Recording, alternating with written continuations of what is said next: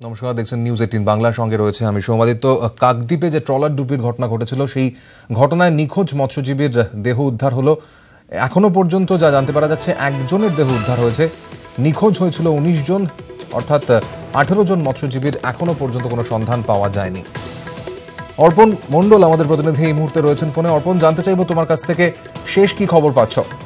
দেখো, জম্বুদ্বীপের কাছে এখনো পর্যন্ত যে আমরা খবর পাচ্ছি, জম্বুদ্বীপের কাছ থেকে একজন মৎস্যজীবী যারা গত পরশুদিন বঙ্গোপসাগরের হঠাৎই সমুদ্র উত্তাল হয় এবং সেই উত্তালের কারণেই কিন্তু 19 জন মৎস্যজীবী মোট এই সমুদ্রে পড়ে যান এবং 3টি ট্রলার ডুবি হয়। তার মধ্যে একটি ট্রলারের হদিশ এখনো পর্যন্ত পাওয়া গেছে, জয় কিষান। এই জয় কিষানকে উদ্ধারের জন্য ইতিমধ্যেই উপকূলরক্ষী বাহিনীর পক্ষ থেকে একটি জাহাজ আসছে এবং সেই জাহাজেই কিন্তু এর উদ্ধার কার্য চালাবেন। পাশাপাশি মৎস্যজীবী সংগঠনের যে 10টি ট্রলার এবং সংগঠনের লোকজন, তারা কিন্তু গভীর সমুদ্রে এর সঙ্গে পাশাপাশি উপকূল এলাকায় তারা কিন্তু তল্লাশি চালাচ্ছে।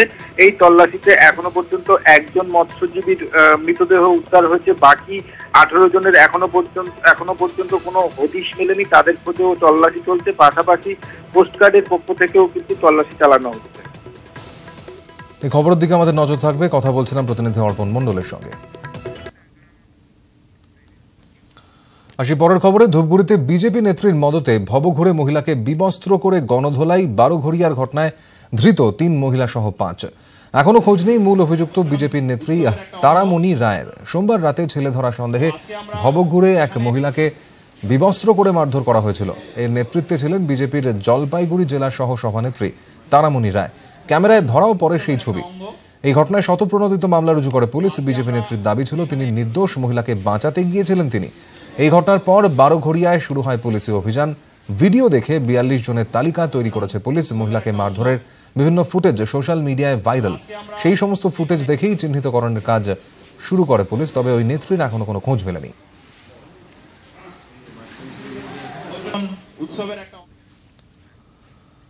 ফাঁড়িতে ঢুকে পুলিশ পেটানোর অভিযোগ। ইঞ্জিনিয়ারিং এর 2 প্রাক্তন ছাত্রের বিরুদ্ধে মারধরে মাথা ফাটল দমদমের ঘুঘুডাঙ্গা ফাঁড়ির ওসি শিবচরণ মণ্ডলের। দমদমের একটি বেসরকারি ইঞ্জিনিয়ারিং কলেজে ছাত্র সংঘর্ষের ঘটনায় ওয়াসিম ইকবাল, সাদাফ হোসেন নামে 2 প্রাক্তন ইঞ্জিনিয়ারিং পড়ুয়ার নাম জড়ায়।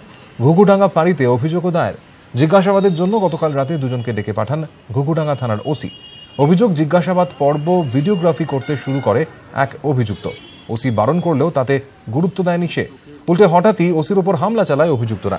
বেধড়ক মারধর করা হয় ওসিকে। এরপর পালাতে গেলে তাদের 2 জনকেই আটক করা হয়।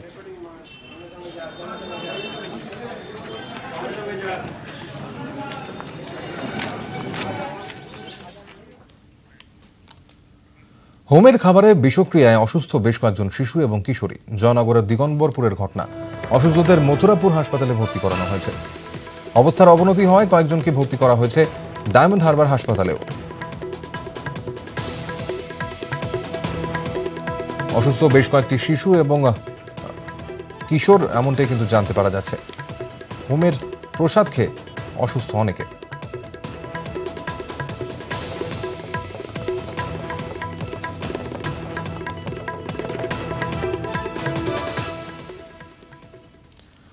গ্রেটার নয়ডার নির্মীয়মান বহুতল ভেঙে একই পরিবারের 4 জনের মৃত্যু। মৃতদের মধ্যে 1 বছরের একটি শিশুও রয়েছে। ধ্বংসস্তূপের মধ্যে বেশ কয়েকজনের আটকে থাকার আশঙ্কা রয়েছে এখনো। এনডিআরএফ, পুলিশ এবং দমকল কর্মীরা উদ্ধারের কাজ চালাচ্ছেন।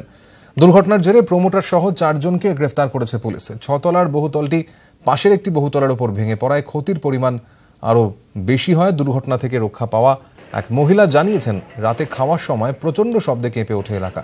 প্রথমে সকলে ভেবেছিলেন ভূমিকম্প হয়েছে। বাইরে আসতেই দেখতে পান গোটা এলাকা ধুলোয় ভরে গিয়েছে। किस नाम से था बिल्डर का? आपका नाम क्या है? पिछले सैटरडे को हम लोग शिफ्ट हुए थे। पिछले सैटरडे को हमारा गृह प्रवेश है, तब से हम लोग रह रहे हैं। नीचे वर्कर कुछ रहते थे, इसकी दूसरी बिल्डर की दूसरी फ्लैट साइड पर काम चल रहा था। वो लोग उस फ्लैट साइड पर जाते थे काम करने के लिए, बट रहते यहीं थे नीचे। देखिए, एनडीआरएफ ने जो एक फैमिली जो बनी हुई बिल्डिंग थी उसमें रहने के सूचना मिली है। एसडीआरएफ को भी, जो स्टेट डिजास्टर रिस्पांस फोर्स है, उसको भी रिक्वेजिशन किया गया है और आईटीबीपी की जो स्थानीय बटालियन है उन लोगों ने नॉर्मल रेस्क्यू के लिए अपने आप ही जिला प्रशासन को सहयोग दिया है। इसमें पुलिस के द्वारा अभियोग पंजीकृत किया गया है और इसमें 4 लोग हिरासत में लिए गए हैं, जिसमें कि जो बिल्डर हैं और जो डेवलपर हैं और जो इसके फ्लैट बेचने वाले हैं, तो इनको हिरासत में लिया गया है और सभी पहलुओं की जांच की जा रही है कि किन परिस्थितियों में ये बिल्डिंग बना, इसमें आवश्यक जो अनापत्ति है, एनओसी है, वो ली गई थी कि नहीं ली गई थी। রামপুরহাটে আক্রান্ত হোমগার্ড রামপুরহাট আদালত চত্বরের সামনে ঘটনাটি ঘটে। অভিযোগ, আদালতের সামনে নো এন্ট্রি জোনে ঢুকে পড়ে একটি টোটো। বাধা দেন কর্তব্যরত হোমগার্ড রজব আলী। সেই সময় টোটোর এক যাত্রী রজব আলীকে বেধড়ক মারধর করে বলে অভিযোগ। তার হাতে এবং পায়ে আঘাত লাগে। ঘটনার পরই চম্পটদায় অভিযুক্ত ওই যুবক, তার খোঁজে শুরু হয়েছে তল্লাশি। আপনার কি নাম? অক্ষয় ধীবর আমাদের প্রতিনিধি এই মুহূর্তে রয়েছেন ফোনে, তার সঙ্গে এ বিষয়ে আরো কথা বলে নেব। অক্ষয়, জানতে চাইবো তোমার কাছ থেকে ঠিক কি কারণে ওই যুবক হামলা চালালেন ট্রাফিক হোমগার্ডের উপর? দেখো, ঘটনা যেটা ঘটেছে আজকে ঠিক 11টা থেকে 11:30টার মধ্যে একটি টোটো নো এন্ট্রিতে ঢোকার চেষ্টা করে। সে সময় বাধা দেয় যে কর্তব্যরত হোমগার্ড ছিলেন রজব আলী। এই রামপুরহাট আদালত চত্বরে কিন্তু এই টাইমটায় প্রচুর যানজট হয়, সেই যানজটের কারণেই কিন্তু যে টোটো শহরের মধ্যে নো এন্ট্রি করা আছে এবং সে সময় যে নো এন্ট্রিতে যে টোটোটা ঢোকাচ্ছিল সে সময় কিন্তু কর্তব্যরত ছিলেন রজব আলী। তখন তাকে বাধা দেয় এবং তাকে বলা হয় যে এই রাস্তায় টোটো যাওয়া বারণ আছে। এই কথা বলতেই তার উপর চড়াও হয় এবং বচসায় জড়িয়ে পড়ে ওই অভিযুক্ত এবং তাকে বেধড়ক মারধর করে ঘটনাস্থলেই এবং আহত হয়, তার হাতে লাগে এবং বুকে লাগে। ঘটনাস্থল থেকে চম্পট দেয় অভিযুক্ত। তো ঘটনার তদন্ত শুরু করেছে রামপুরহাট থানার পুলিশ এবং সিসিটিভি থাকা সত্ত্বেও কিন্তু সিসিটিভির সমস্যার জন্য কিন্তু মূল ছবিটা কিন্তু ধরা পড়েনি। তাই পুলিশের ক্ষেত্রে কিন্তু তদন্ত করতে সমস্যা হচ্ছিল, কিন্তু এলাকায় এক হোটেল থেকে সিসিটিভি ফুটেজে কিন্তু সেই ছবি ধরা পড়েছে অভিযুক্তর। এলাকায় বিভিন্ন জায়গায় তল্লাশি শুরু করেছে রামপুরহাট থানার পুলিশ। ধন্যবাদ অক্ষয়।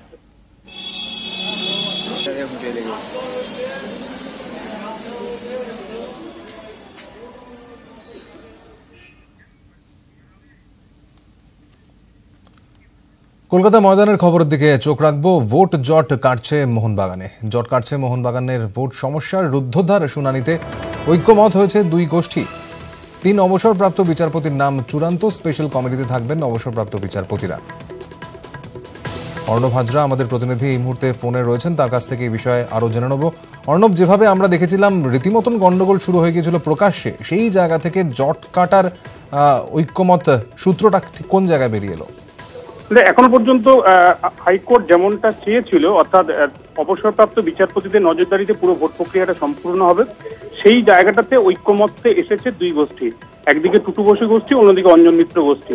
এবং যেটা নিউজ 18 বাংলা এই মুহূর্তে সামনে আনছে দর্শকদের, তা হলো 3 জন বিচারপতি যে নাম একরকম চূড়ান্ত হয়েছে। তাদের নাম হলো অবসরপ্রাপ্ত বিচারপতি অসীম কুমার রায়, অবসরপ্রাপ্ত বিচারপতি সুশান্ত কুমার চট্টোপাধ্যায় এবং অবসরপ্রাপ্ত বিচারপতি দিলীপ সেঠ। এই 3 জনের নামে সম্ভবত সবুজ সংকেত পড়েছে। এই 3 জনের নজরদারিতেই সম্ভবত বাগানে ভোট হবে।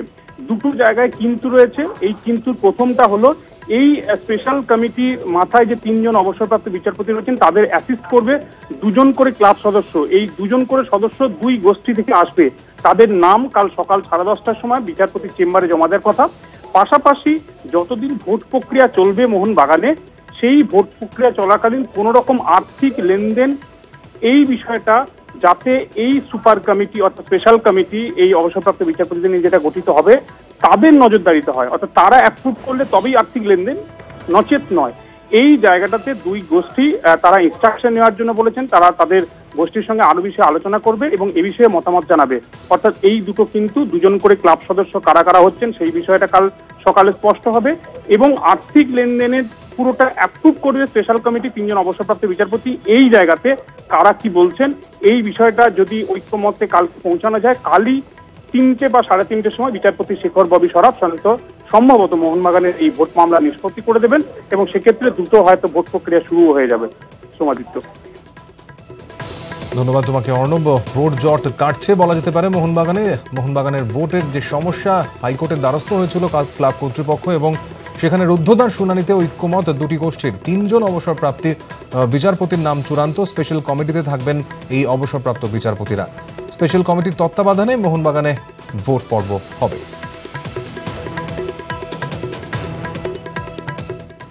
দু পায়ের চাপে সচল রিকশার প্যাডেল, এক হাতে পোক্ত মুঠোয় বাধ্য 3 চাকা জারের হ্যান্ডেল, অন্য হাতের আঙুল তখন সুর সন্ধানী।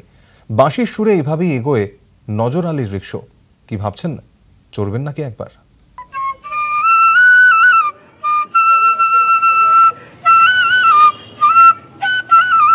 নাটকের টানে গাঁয়ের বাড়ি ছেড়েছিল নজর। 17 কিশোরের চোখে তখন স্বপ্ন জয়ের আবেগ।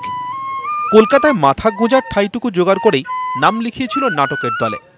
পর্দার আড়ালে বাঁশিতে সুর তোলাই ছিল কাজ। নাটকের দল উঠে যেতেই ছেদ পড়ল সেই কাজে। সংসারের হাল ধরতে ভরসা দিল রিকশা। এখন সকাল বিকেল রিকশা টেনেই পেটের ভাত জোগান নজর। সঙ্গে চলে তার বাঁশির সুর। পাটুলিতে রীতিমতো সেলিব্রিটি এই রিকশাওয়ালা। 2 বছর লেবার আছে, 1 বছর ফু দিয়েছি, এখন বাস বাজাই। ছোট থেকে কি আজ 3 বছর থেকে, মানে 2 বছর লেবার আছে, 1 বছর লেবার আছে, 2 বছর এমনি লেবার আছে, 1 বছর ফু দিয়েছে, এখন বাঁশি বাজায়। কে শেখালো এমন বাঁশি বাজাতে? আমি রেস্কাও চালাই, আমি সময় পেলে বাঁশি বাজাই, আমার কাজই আছে, আমার আর কোনো কাজ নেই। এখন নজরের কাছে বাঁশি রয়েছে মোট 2টো। থুড়ি বাঁশি নয়, রিকশাওয়ালা নজরের বেস্ট ফ্রেন্ড ওরা। ক্যামেরায় অসিত দাসের সঙ্গে শালিনী দত্ত, নিউজ 18 বাংলা।